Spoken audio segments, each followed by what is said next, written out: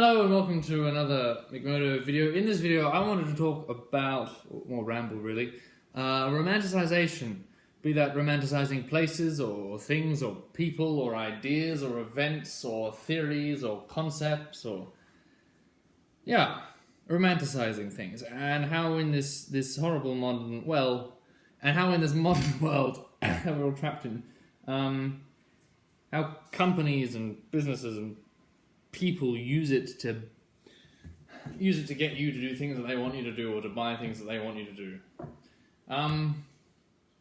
or even just for creators creating things which one takes enjoyment out of, but they create it in such a way which it goes beyond its reality, and then they convince the viewers of a reality which isn't true.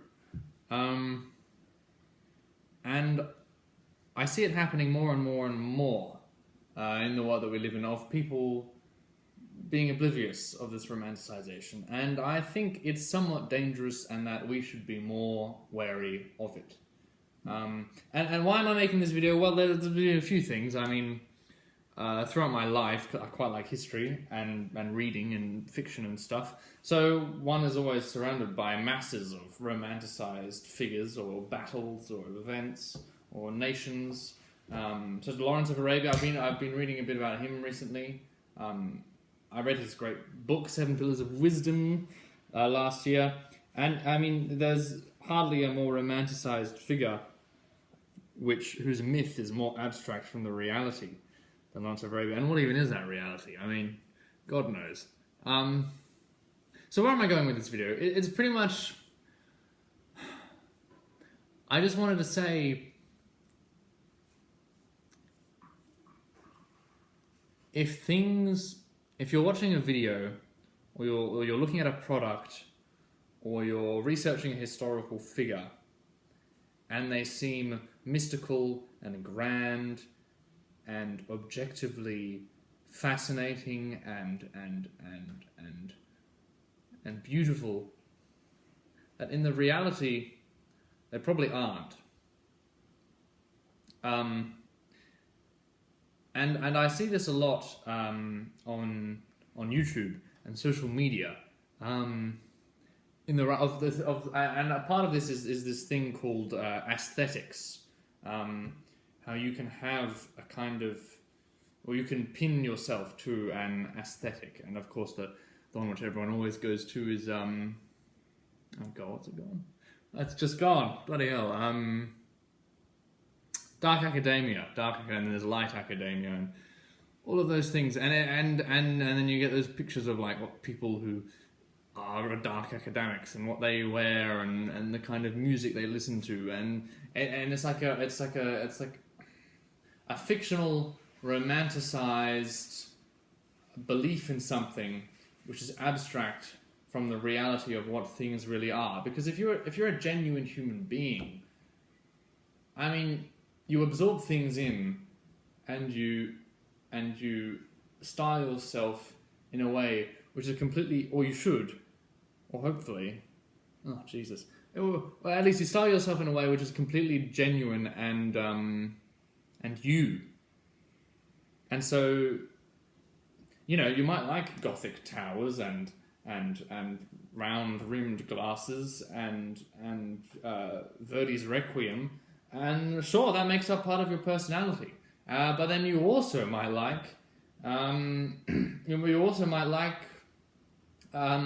David Bowie or My Little Pony, and you take all those things and they impact you, and there's something within you which genuinely reacts, and then that becomes part of your personality. But and this is the only time really this has ever happened in history of humanity, which sounds very grand, and I'm just rambling, but so correct me if you want, but it's like we've gotten to a point where people will specifically go out to avoid those things and only drill in on one romanticized concept, which they feel that they have to suspend, like, which they feel they have to be hooked to, and then put that label on themselves.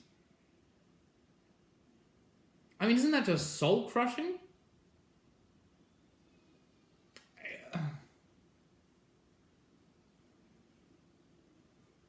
Like, if anything, it's a romanticized phase of enjoyment, which will end.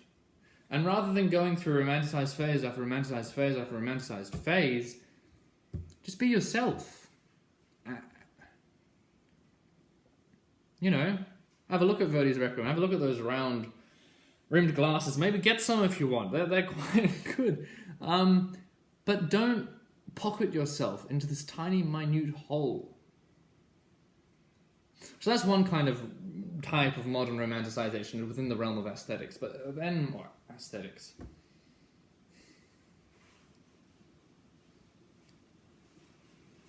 But furthermore, on YouTube and social media, you've kind of got this romanticization of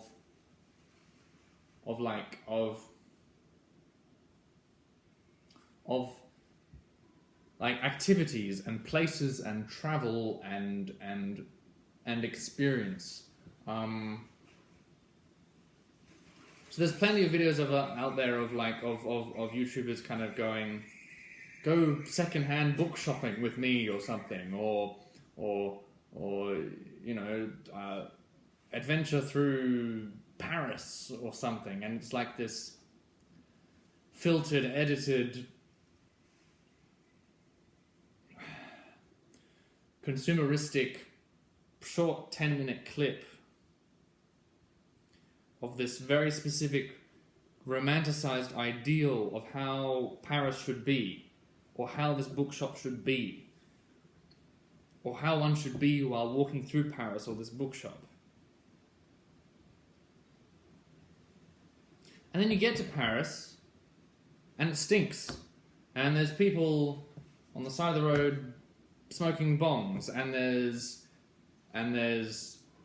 gypsies and beggars who try to trick you into giving them stuff. But then it's also a living, breathing, vibrant city of culture and art and philosophy and beauty, and it's so gorgeous, but it's so genuine and real, and it's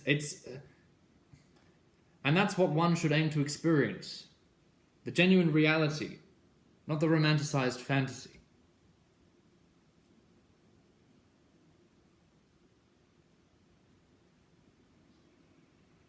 So that's another type of romanticization. Thirdly, I don't know why I've gone into a list, but I have. I suppose that people, romanticization of people, you've got to be careful. Because going back to Lawrence of Arabia, I mean, he's such a complex figure. And the base reality is that he was a man who lived, being born in the late 1800s, dying in the 1930s, and he lived and adventured in the Arab Revolt, and studied archaeology at Oxford, and died in a motorcycle crash. And there are the specific facts about his life. But in the modern world, especially after the film Lawrence of Arabia, and there's also an American journalist, what's his name? Thomas Sowell, I think is his name. He, after the Arab Revolt in the early 20s, he did this big publicity thing with Lawrence of Arabia, and kind of advertised the, pictures of him sitting in his luscious robes, in his Arab garb, and all of that, and kind of began the myth of Lawrence of Arabia, that romanticization of Lawrence of Arabia, which has just, exploded and become bigger and bigger and bigger. And the more it does, the more abstract it becomes from reality. And so I suppose in the interest of genuine historical academic research, romanticization can be quite dangerous in that regard. In that regard, because you just divulge the myth from the reality in relation to Lawrence and plenty of other historical figures. And then even in the reality, it's like, what the hell did he do? Because in his memoirs of Seven Pillars of Wisdom, there is tons of historical debate over whether he was able to ride that distance through the desert on a camel for that many hours without drinking water, and whether he was actually... Anyway.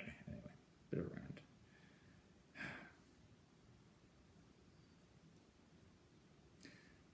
So, watch out for romanticization of historical figures. And then also watch out from consumeristic romanticization, which makes you watch a YouTube video or makes you buy something you don't need. I live in the reality. But then one should also defend the romantics and the romanticization in the fact that we need it in life. We need in life to tap into emotion and imagination and fantasy and to go beyond the reality. Because it's fun and it's interesting and it's enjoyable and it's like collectively part of our deep psyche of every human on this planet. I mean, you look like the Jungian archetypes or any other kind of deep psychological, archetypical creation stories or religions or cults even for that matter. I mean, without the romanticization of life, we wouldn't even really be human. We'd just be animals. Nothing that separates you.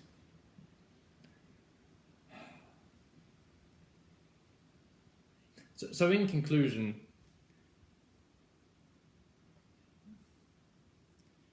aim to experience the genuine reality